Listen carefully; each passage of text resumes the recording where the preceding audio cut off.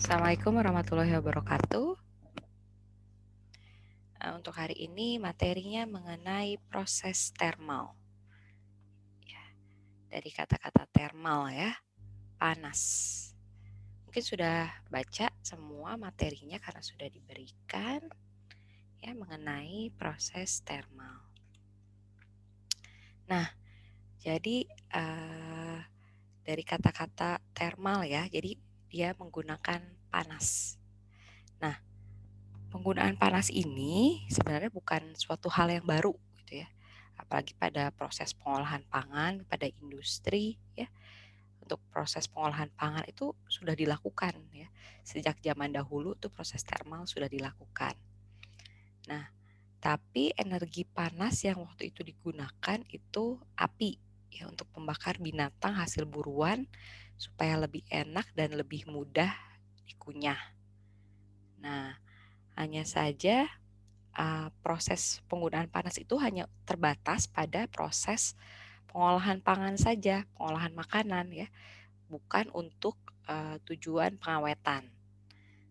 Sedangkan kalau misalnya dalam hal pengawetan makanan itu biasanya prosesnya proses seperti contohnya proses pengeringan, pengasinan dan juga fermentasi. Ya. Kemudian penggunaan panas sendiri kalau misalnya digunakan untuk pengawetan itu baru pada tahun 1800 ya.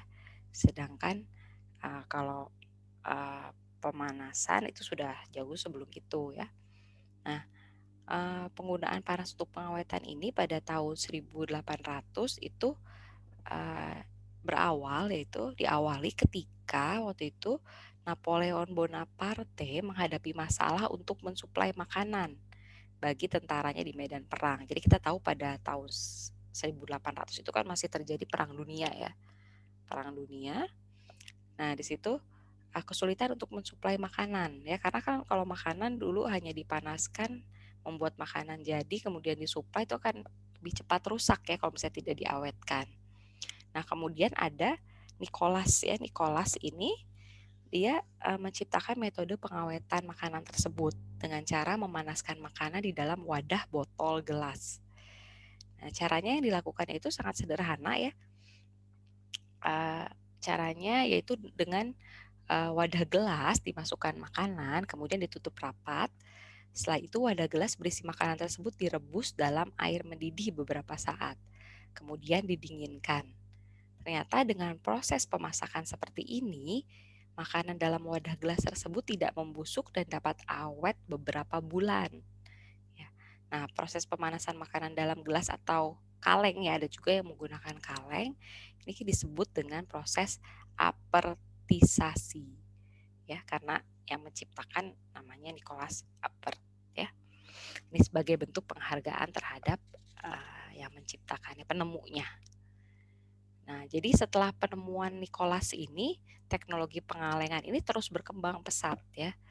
Jadi 10 tahun kemudian ada Peter Duran. Nah, ini dia berhasil mengawetkan makanan dalam wadah kaleng. Karena sebelumnya Nicholas dalam wadah gelas, ini Duran ini berhasil pada wadah kaleng. Nah, jadi sehingga pada tahun 1813 pabrik pengalengan makanan pertama berdiri di Inggris. Ya, selanjutnya banyak permintaan ya terhadap makanan-makanan kaleng ini. Ini. Nah, kemudian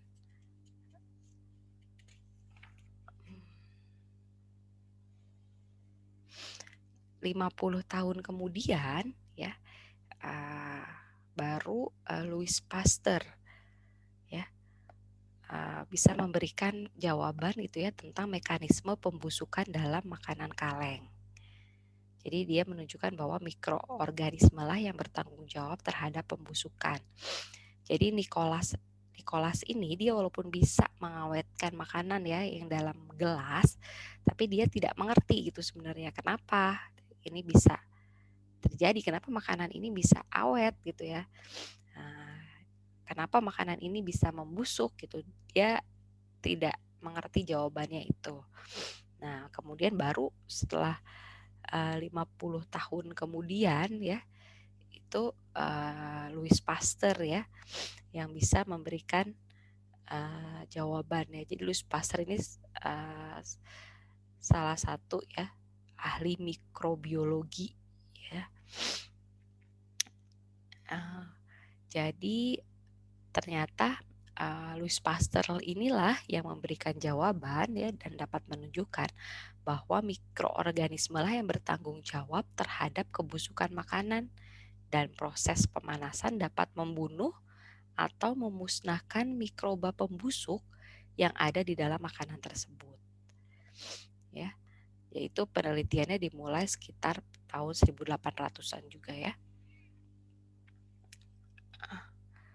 Nah, teknologi pengalengan ini karena ada penelitian lanjutan ya dari Louis Pasteur ini, jadi terus berkembang dan menjadi salah satu teknologi pengawetan pangan yang penting, bahkan bisa kita nikmati ya sampai sekarang gitu ya.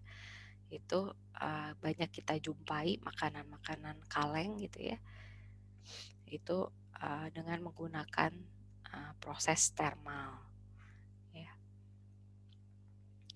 Jadi karena teknologi pengalengan ini mampu memperpanjang masa simpan produk pangan hingga beberapa bulan bahkan sampai beberapa tahun. Kalau misalnya saat ini bahkan kita bisa menemui gitu ya berbagai macam produk makanan kaleng di pasaran itu ya, mulai dari daging olahan gitu ya, bahkan buah-buahan ya, kita bisa menemui buah-buahan kaleng ya, sayuran ya, susu ya, produknya sudah semakin beragam ya, dan jenis kemasannya pun sudah bukan yang pada awalnya hanya menggunakan gelas gitu ya, hanya menggunakan gelas. Sekarang sudah lebih bervariasi penggunaan pengemasannya, dari ada yang dari kaleng ya, ada yang dari gelas, ada yang dari tetra pack ya, kemudian dan macam-macam lagi ya, jenis kemasannya juga ikut berkembang. Nah, kemudian jadi dinamakan proses termal ya, dengan menggunakan panas.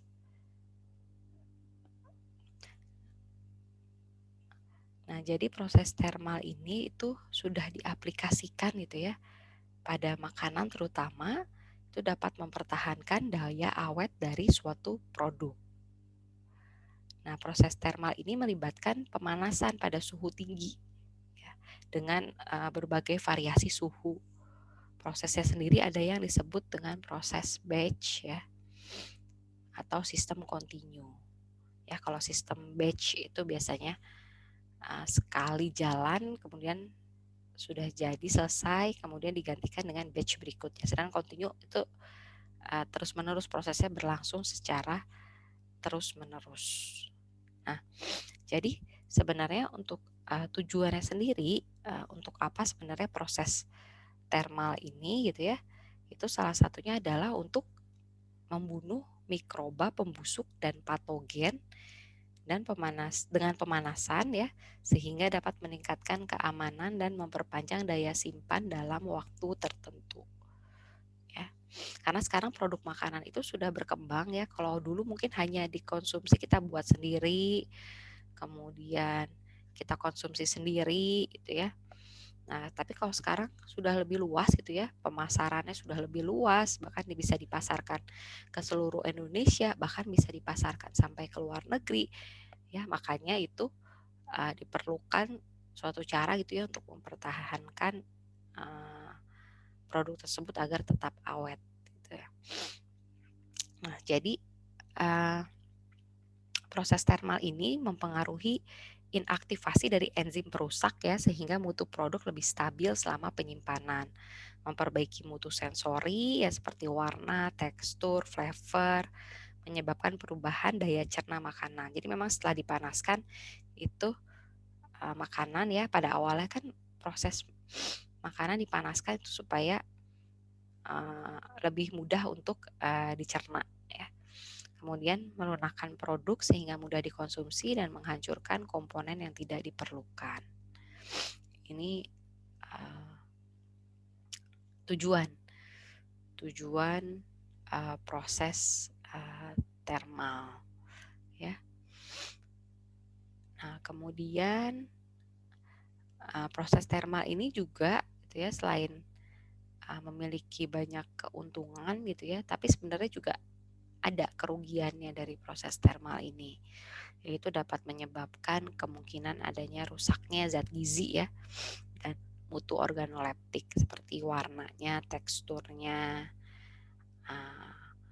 Kemudian jadi proses thermal ini harus dikontrol ya, entah itu suhunya, kemudian waktu pemanasannya ya, itu harus dikontrol supaya memang kita bisa mendapatkan sisi positifnya dan meminimalisir kerugiannya atau sisi negatifnya. Jadi harus dikontrol. Nah, untuk di industri ini, terutama di industri pangan ya, proses thermal ini biasanya terjadi pada proses pemasakan ya, atau cooking, penghangatan kembali, ya, pelelehan ya, blansir, pasteurisasi, sterilisasi ya. Pemasakan biasanya secara umum ya, pada proses pangan terjadi proses pemasakan ya. Kemudian ada juga proses yang menghangatkan kembali, proses pelelehan, thawing ya, misalnya yang beku, proses yang menggunakan bahan-bahan yang masih beku gitu ya. Kemudian pelelehan kembali ya. Itu juga proses thermal ya. Jadi proses thermal bukan saja penambahan panas ya, tapi pelelehan kita biasanya bisa juga menggunakan suhu ruang ya. Kadang proses pelelehan ini ada yang menggunakan juga suhu ruang karena dia asalnya dari suhu dingin, suhu beku, menggunakan suhu ruang atau suhu hangat. Kemudian blansir, pasteurisasi, dan sterilisasi. Nah, untuk ini blansir sendiri ini perlakuan panas pendahuluan ya. Jadi memang proses pemanasan pada industri ini biasanya ada yang terjadi pada proses prapelakuan, ada yang pada proses pendahuluan, atau pada proses intinya sendiri gitu ya. Nah, kalau misalnya blansir ini merupakan panas pendahuluan yang sering dilakukan dalam proses pengalengan makanan ya, untuk memperbaiki mutunya sebelum proses lanjutan. Nah, jadi kalau blansir ini tujuannya bukan untuk pengawetan makanan ya. Kalau blansir ya biasanya untuk menginaktivasi enzim ya, nah, kemudian mengurangi jumlah mikroba awal ya, karena biasanya buah dan sayuran itu sejenak setelah di panen ya, itu dia masih terdapat enzim ya, masih aktif enzimnya di dalam buah dan sayuran, makanya buah dan sayuran tersebut dapat mengalami kerusakan. Nah, dengan proses ini blansir ini salah satunya bisa menginaktivasi enzim. Nah, kemudian mengurangi jumlah mikroba awal ya, terutama ini mikroorganisme yang terdapat pada permukaan. Ya, kemudian melunakkan tekstur buah dan sayur ya, kemudian mengeluarkan udara yang terperangkap pada jaringan buah dan sayur, dan membantu proses pengalengan. Nah, kemudian kita lanjutkan lagi. Nah, proses blansir ini ya, itu bisa dilakukan dengan cara mencelupkan potongan-potongan buah ya dalam air mendidih selama 5-10 menit. Ya, ada waktunya ya biasanya. Airnya harus digunakan secara rutin, diganti, kemudian suhunya juga harus mencapai suhu yang ditetapkan. Nah, produk yang telah diblansir tidak boleh dibiarkan melebihi waktu maksimum yang diizinkan. Jadi setelah diblansir itu harus langsung diolah gitu ya, karena blansir ini bukan pengawetan makanan tadi disebutkan sebelumnya. Jadi ketika sudah diblasir langsung harus masuk ke proses tahapan berikutnya, karena kalau dibiarkan tetap saja dia bisa mengalami kerusakan. Ya. Nah, kemudian ini pasteurisasi ya. Nah, proses pemanasan dengan pasteurisasi ya berasal dari nama ahli mikrobiologi yang menemukannya, yaitu Louis Pasteur. Ya, jadi Pasteur ini menunjukkan kalau proses pembusukan pada minuman anggur ini dapat dicegah jika anggur tersebut dipanaskan pada suhu 60 derajat Celcius. Ya, jadi proses pasteurisasi ini merupakan proses pemanasan dengan suhu yang cukup rendah ya untuk mengurangi tumbuhnya mikroorganisme. Ya, jadi pada awalnya proses ini dikembangkan gitu ya untuk mencari metode pengawetan minuman anggur atau wine ya. Nah, tapi saat ini gitu ya memang proses pasteurisasi lebih banyak digunakan untuk pengawetan terutama minuman ya, susu ya. Ya.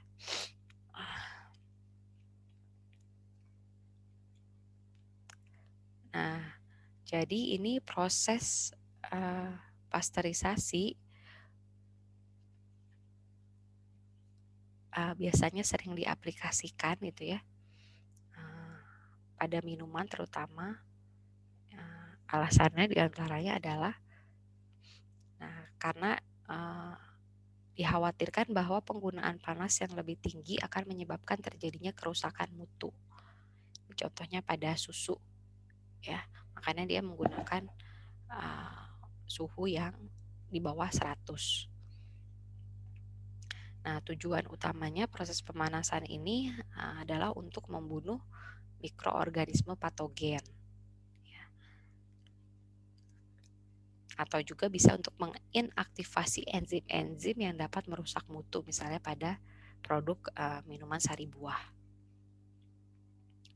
Nah, jadi mikroorganisme itu ya yang menyebabkan kebusukan ini diketahui ternyata sensitif terhadap panas, sehingga kita bisa menggunakan proses pemanasan atau termal. Nah, proses pasteurisasi ini itu ya bisa juga dikombinasikan dengan proses lainnya, proses pengawetan lainnya. Ya. Jadi untuk memaksimalkan pengawetannya, sehingga sisa mikroorganisme yang masih ada setelah proses pasteurisasi dapat dikendalikan dengan metode pengawetan lain itu. Misalnya dengan pendinginan ya, kemudian dengan pengemasannya seperti apa, atau juga penambahan zat-zat lain ya seperti penambahan gula, asam, dengan penambahan garam gitu ya, itu yang bisa mempertahankan produk tersebut supaya lebih tahan lama gitu ya, lebih awet ya.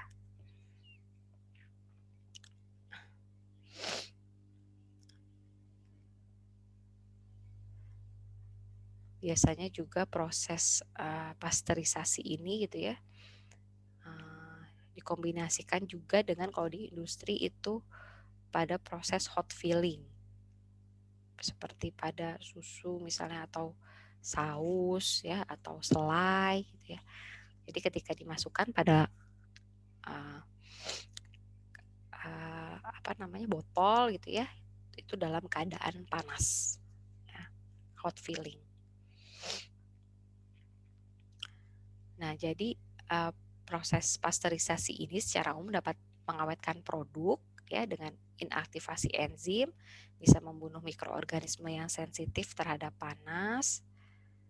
Nah, tapi bisa menyebabkan hanya sedikit menyebabkan perubahan atau penurunan mutu gizi dan organoleptik.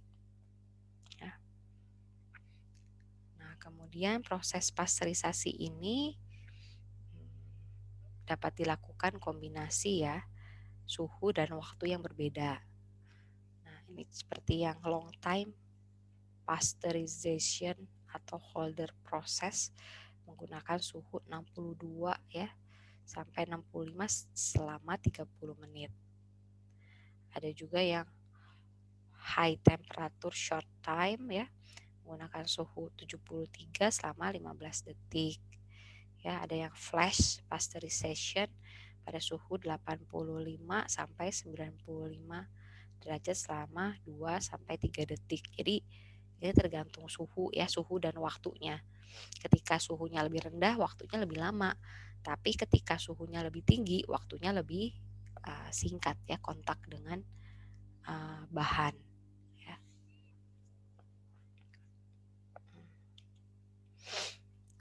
Nah, untuk pasteurisasi sendiri, kondisi dan tujuan pasteurisasi dalam beberapa produk pangan gitu ya, itu pH juga berpengaruh ya terhadap proses pasteurisasi yang dilakukan. Ya. Nah, seperti pada proses sari buah ya, misalnya buah-buahan ya, minuman buah. Nah, biasanya itu tujuan pada proses pasteurisasi itu untuk inaktivasi enzim ya, karena tadi buah-buahan itu masih mengandung enzim ya. Nah, kemudian biasanya yang diinaktivasi enzimnya itu adalah enzim yang terdapat pada buah-buahan, yaitu enzim pektinesterase dan poligalakturonase. Nah, itu selain itu juga diharapkan bisa membunuh mikroorganisme pembusuk yaitu kapang dan kamir.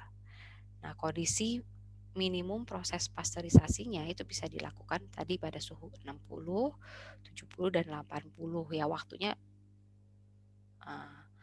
disesuaikan ya. Nah, kemudian kalau misalnya pada minuman wine ya, itu juga salah satunya untuk membunuh mikroorganisme pembusuk ya, kamir, lactobacillus ya, atau sisa kamir. Nah, pada minuman wine ini kan pada proses pembuatannya itu menggunakan kamir ya, Saccharomyces. Ada proses fermentasi. Nah, itu juga salah satunya dengan proses pemanasan ini untuk membunuh sisa kamir atau ragi yang ditambahkan pada proses fermentasinya. Nah, itu sama kalau misalnya pada wine juga bisa menggunakan suhu 65 dan 70 ya. Kemudian pada susu ya bisa membunuh mikroorganisme patogen ya. Juga membunuh mikroorganisme pembusuk serta beberapa enzim. Nah, kemudian untuk es krim ya, itu juga bisa untuk membunuh mikroorganisme patogen. Ya. Nah, kemudian proses pasteurisasi ini ya pada produk pangan olahan itu bisa dilakukan setelah produk itu dikemas atau sebelum produknya dikemas. Jadi kalau misalnya setelah dikemas berarti dia proses pasteurisasinya dengan kemasannya ya. Jadi dikemas terlebih dahulu bahan pangannya dalam kemasan, misalnya gelas, entah itu kaleng atau plastik ya. Nah, kemudian tapi harus dipastikan saja ya, disesuaikan dengan kemasannya. Misalnya kalau misalnya menggunakan gelas, maka media pemanas yang digunakan seperti apa supaya mencegah terjadinya pecah gitu ya, atau thermal shock karena adanya perubahan suhu secara mendadak gitu ya. Nah, untuk bahan pangan yang dikemas bahan logam atau plastik itu bisa menggunakan uap panas ya, karena resiko untuk terjadinya thermal shock itu relatif kecil. Nah, kemudian setelah itu didinginkan kembali gitu ya, setelah proses pasteurisasi kemudian didinginkan kembali untuk mengevaporasikan sisa-sisa air ya, sehingga bisa mencegah terjadinya proses korosi ya, terutama kalau misalnya pada kaleng gitu ya, dan juga untuk mempermudah proses penempelan dan pemberian label pada bahan pengemas. Nah, kemudian untuk proses selanjutnya adalah proses thermal. Ini di sini adalah sterilisasi.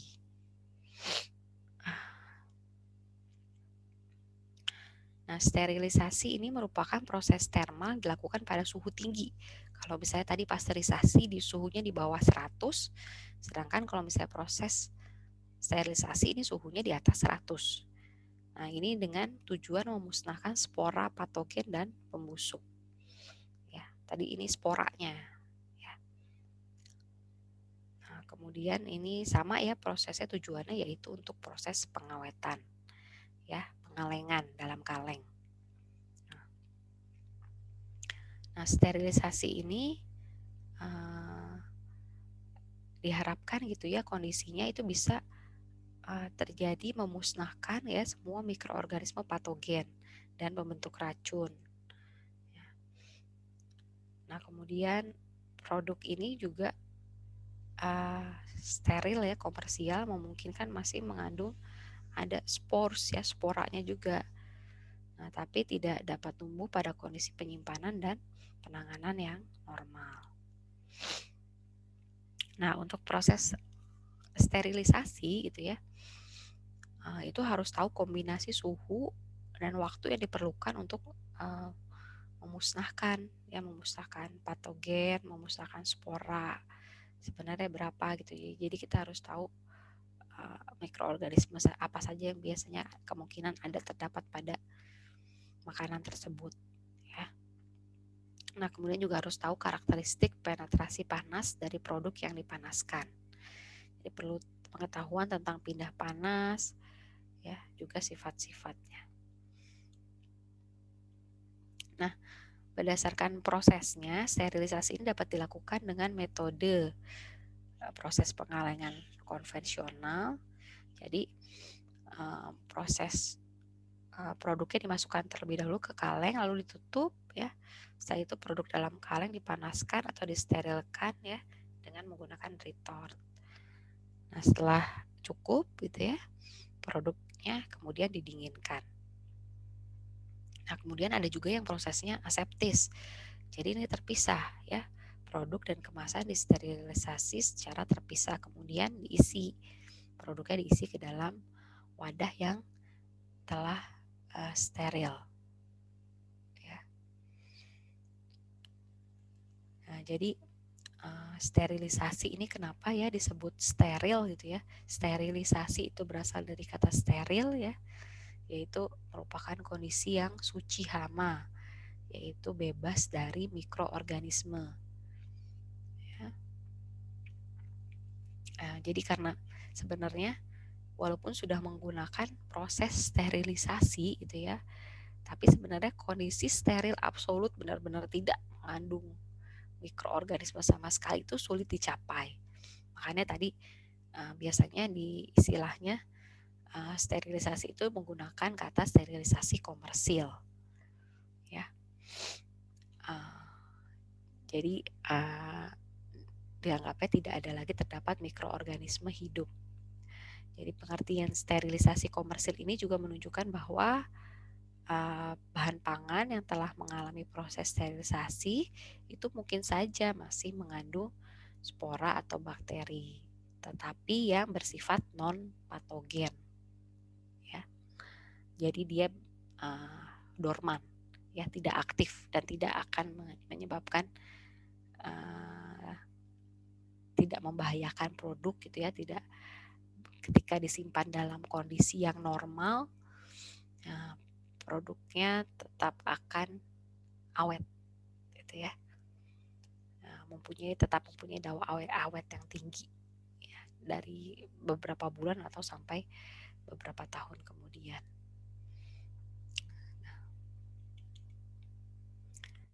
Nah, kemudian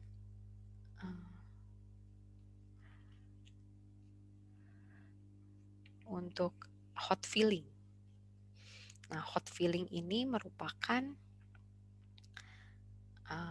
proses termal yang banyak diterapkan untuk produk pangan berbentuk cair, ya, seperti saus, jam atau selai, sambal. Nah, biasanya untuk penerapannya pada produk pangan yang memiliki pH-nya rendah, yang bersifat asam atau memang diasamkan, memang ditambahkan asam gitu, untuk tujuan pasteurisasi. Jadi hot filling, namanya hot ya, panas ya, filling ya, melakukan pengemasan bahan dalam kondisi panas setelah proses pasteurisasi ke dalam kemasan steril, misalnya botol atau gelas jar, lalu ditutup dengan rapat dan didinginkan. Nah, biasanya hot filling ini kombinasi ya dengan teknik pengawetan lain, misalnya dengan penambahan gula, garam, pengawet, atau pendinginan. Nah, ini untuk hot filling. Jadi produk pangan gitu ya diisikan ke dalam kemasan ya dalam keadaan panas.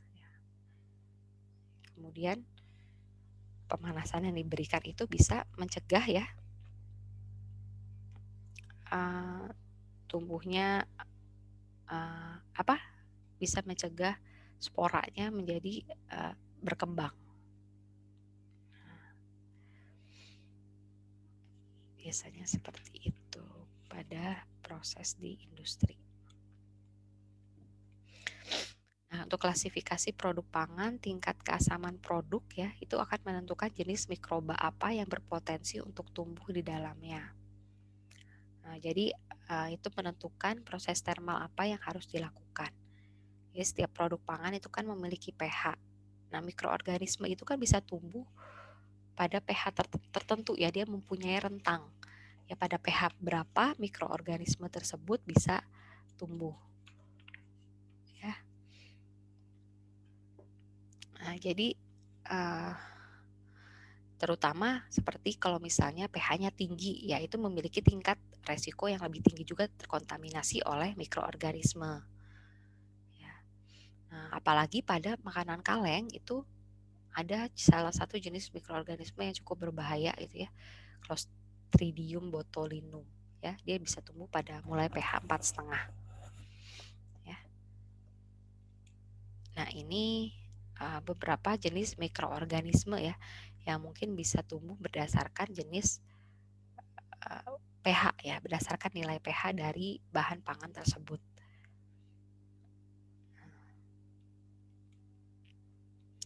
Ini makanan yang berasam tinggi ya, pH-nya kurang dari 4.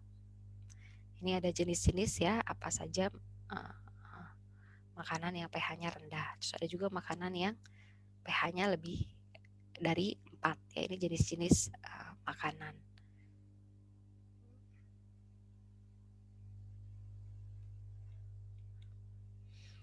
Nah, jadi untuk makanan-makanan pengelompokan di sini ada produk pangan berdasarkan tingkat keasamannya. Ya, untuk yang berasam tinggi gitu ya, itu patogen tidak tumbuh, spora tidak tumbuh ya, resikonya juga lebih kecil. Nah, produknya bisa disterilisasi komersial dengan pasteurisasi, dengan menggunakan pasteurisasi. Sedangkan untuk makanan dengan pH yang lebih tinggi gitu ya, itu terdapat bisa mengakibatkan pertumbuhan patogen, spora juga bisa tumbuh, dan resiko ya lebih tinggi ya. Sterilisasi komersil yang bisa dilakukan adalah dengan sterilisasi.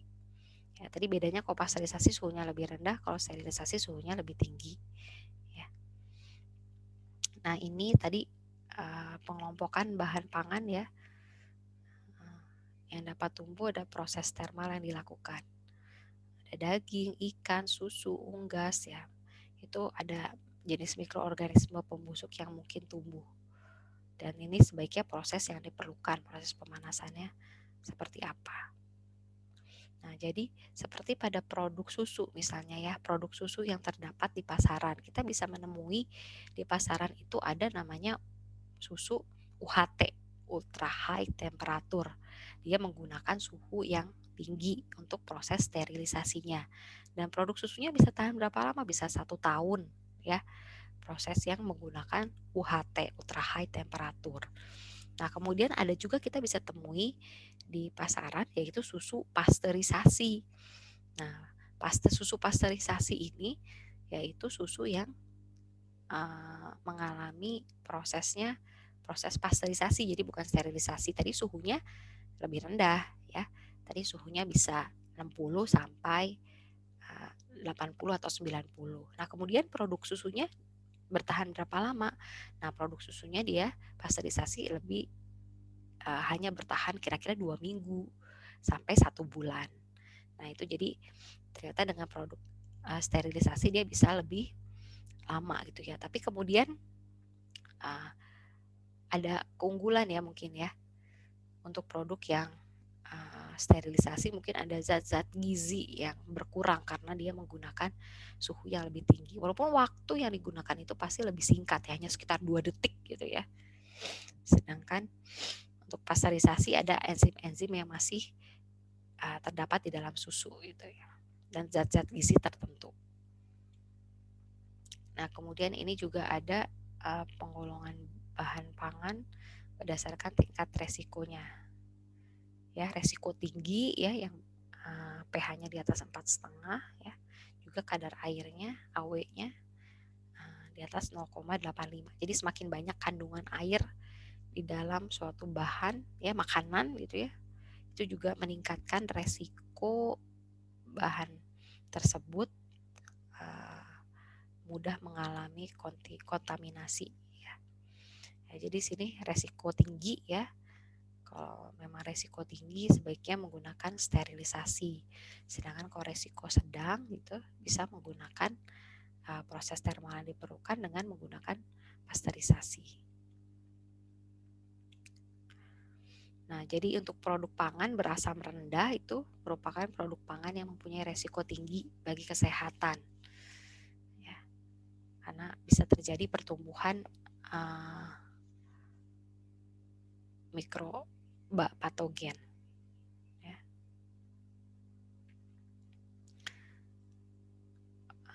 Jadi kalau yang asam itu lebih aman ya, lebih mikroorganisme relatif rendah ya kemungkinan untuk tumbuh, sedangkan yang di atas 4,5 dia memiliki risiko yang lebih tinggi. Nah, di sini ada Clostridium botulinum ya. Jadi dulu madu itu ya sampai sekarang itu sering disebutkan bahwa bayi yang umurnya kurang dari 1 tahun itu tidak boleh mengkonsumsi madu ya, karena madu kemungkinan bisa mengandung Clostridium botulinum. Nah, jadi dulu tuh ada yang mencoba untuk mengalengkan madu. Ternyata pada proses pengalengan tersebut terdapat ini mikroorganisme ini Clostridium botulinum ya. Padahal bukan hanya pada madu aja, pada jenis makanan lain juga ada kemungkinan makanan kaleng yaitu terkontaminasi jenis mikroorganisme ini. Dia suka kondisi pangan berasam rendah dapat hidup pada kondisi anaerobik kedap udara seperti pada makanan kaleng dan bisa menghasilkan racun yang berbahaya dan bersifat mematikan. Nah, ini untuk materi tentang proses termal. Nanti kalian bisa baca-baca juga untuk aplikasinya ya pada proses termal itu seperti apa yang ada di industri ya. Untuk ini materi proses termal sampai sini dulu ya. Terima kasih sudah mendengarkan sampai akhir. Wabillahi taufiq wal hidayah. Wassalamualaikum warahmatullahi wabarakatuh.